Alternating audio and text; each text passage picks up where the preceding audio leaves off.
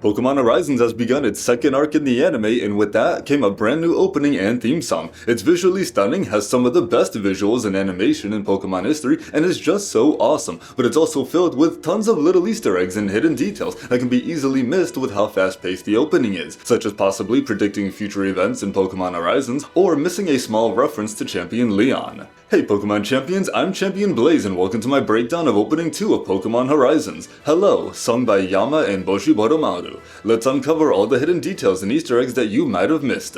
Comment below any interesting details you noticed as well, and with that said, let's get started.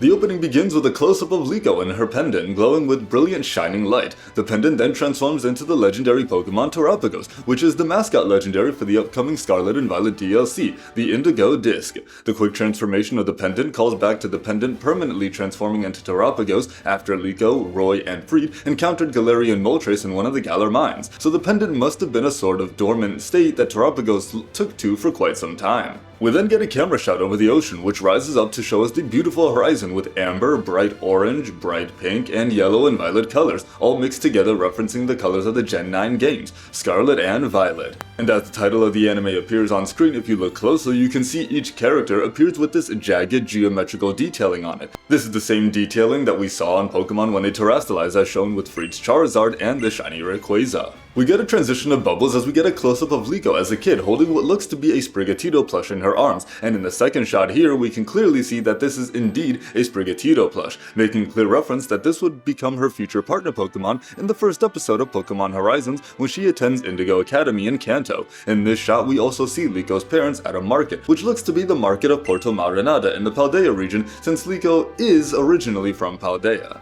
And if you look closely you can see advertising for the Paldea starters on a stand to the right, with merchandise of Sprigatito, Fuecoco, and Quaxley on the counter. Next to the stand is a girl with an Aipom who looks to be selling bottles of HP, zinc, carbon, protein, iron, and calcium, these all being the bottles you can receive in-game that raise various stats on your Pokemon. And then to the left we have a boy doing some shopping with his Ralts and what looks to be a dad and an uncle. The shot then changes starkly as it loses much of its saturation, symbolizing how Liko has felt distant from her parents, especially since they sent her off to school in another region, and this would lead to Liko confronting her father later on in the series about going on her own journey.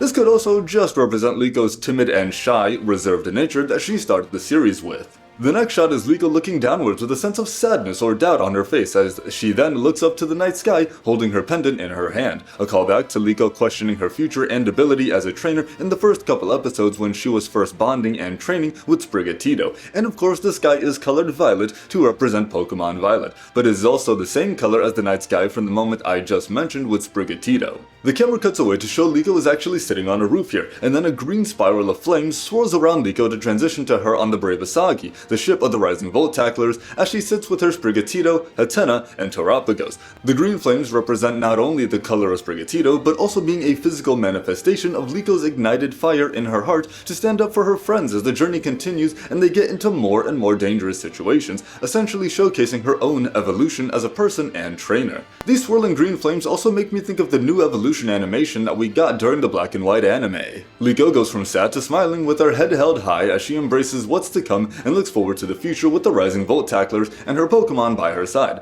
a drastic contrast to her character at the start of the series. We then switch to Roy, who is shown much younger at first as he sits on his grandpa's lap as they read the book that details the adventures of Lucius, the Ancient Adventurer. Earlier in the series it was revealed that Roy's grandpa told Roy the story of the Ancient Adventurer, which is what ignited Roy's desire to have his own Pokemon adventure. And of course the page they're looking at features shiny Rayquaza since it was the first of the 6 heroes ever shown to us on screen and what made Roy want to continue learning more and more about the Ancient Adventurer. Of course now his goal being able to meet Rayquaza again and battle it and maybe even catch it. We get a shot of Roy holding one of Lucius's ancient Pokeballs as he begins to cry, but then holds back his tears as he looks up with a tough face. This shows just how hard the journey has gotten, which Roy wasn't completely expecting at first, but that he's been trying his best to face these situations. The next shot cuts away from Roy, showing him on a dirt road which seems to be similar to his hometown we saw towards the beginning of the series. We can see here he's actually wearing the flag of the Rising Volt Tacklers like a cape, as he found this earlier in the series washed up on the shore of his home, which led to him joining the Rising Volt Tacklers. And the pose he strikes, along with the flag as a cape, makes him look like Leon doing his signature Charizard pose from Sword and Shield. Fire then bursts up from the ground to form a brief pillar of fire around Roy as it then swirls around him as well, symbolizing not only his partnership with Fuecoco, but his fiery desire to continue exploring and learning about the ancient adventure. This also symbolizes his growth as a trainer and person as well, as we get a shot of him looking out at the ocean from the deck of the Brave Asagi alongside Fuecoco and Watro. We then get these deep, multi-layered shots of all of our members of the Rising Voltaclers, beginning with our man, their leader, Fried and Charizard, then Orla and her Elekid Metagross. She actually built the entire Brave Asagi for Fried after he bonded with Captain Pikachu and decided he wanted to travel the world and learn more about its mysteries, and she's the crew's chief engineer and maintenance girl. But she can be my girl any day. Then we see Molly and Chansey, Dot and Quaxley, Murdoch and his Rockruff and Alchemy, and Ludlow and his Quagsire. Then finally Captain Pikachu, who is then joined by Fried as they steer the ship towards their next destination. This then seamlessly turns into one of the best sequences of this opening, which begins with Liko and Roy at the bow of the ship. Roy is pointing forward, excited to reach the next destination, and Liko is actually just trying to hold on to the railing as she's a little off balance. The rest of the Rising Voltaclers can then be seen by the bridge of the Brave Asagi. Shiny Rayquaza then joins the shot, and we then get everyone running along the back of Rayquaza, beginning with Liko chasing after Sprigatito and Terapagos, followed by Roy and Fuecoco, both very excited, then Dot and Quaxley, who seems to be nervous, Murdoch of course going after Dot, who is his niece, making sure she's okay, and then lastly Ludlow and Quagsire.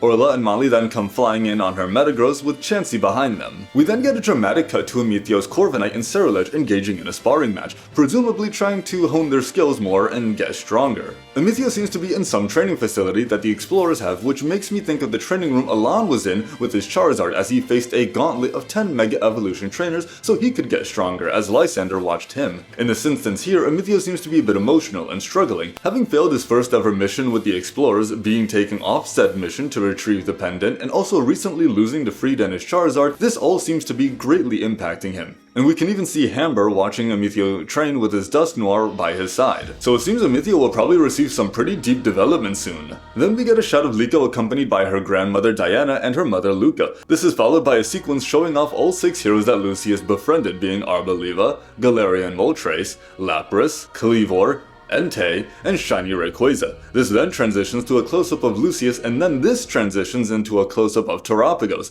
indicating that there is some deep connection between these two that will be explored as we get further into the series. I also want to point out the resemblance between Lucius and Tobias from Diamond and Pearl of all people, a resemblance I wouldn't have even noticed if my friend Zach hadn't brought it up on Twitter. Liko is then showed walking forwards towards the bright horizon as she holds Terapagos, with Sprigatito by her side, seemingly approaching what seems to be Lucius on a cliff. Then we get these great multi-layered visuals of Sango and her Glalie, Onyx and his Garganacl, and Agate and her Medicham as she looks over Levincia. It makes me wonder what will make this city so important down the line, or if she has any special connection to it. And of course they are all members of the Explorers. Roy comforts Liko in a quick shot, then we see Zerk and Onya with their Rhydon and Golduck respectively, and a shot of Spinel with his Umbreon. He's another antagonist from the Explorers who actually isolated Liko from the group earlier in the series when they were in Levincia, and he managed to get the pendant before his plans were foiled later on. Then we get a shot of a Terra Orb illuminating with Terastal energy. This is probably Fried terastalizing his Charizard, as he's the only character to use terastalization among the Rising Voltaclers so far. Outside of him, the only other person who used this mechanic is Brassius from Artisan when he battled against Roy.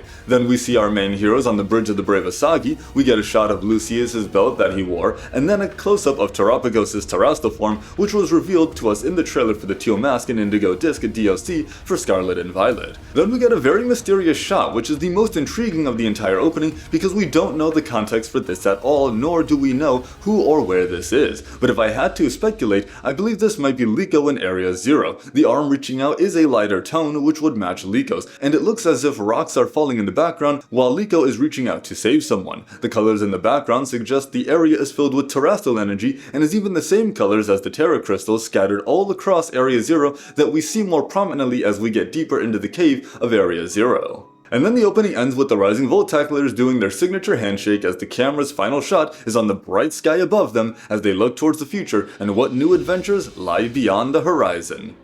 Wow, what a stunning and beautiful opening. The animators really went all out for this opening, and the song is so damn good. And that's gonna wrap up my breakdown of the Pokemon Horizon's second opening. These were all the hidden details and Easter eggs I noticed, but let me know if I missed anything in the comments. What was your favorite moment in this opening? I'm super excited for what's to come in Pokemon Horizons, and until then, train hard, and I'll catch you guys later.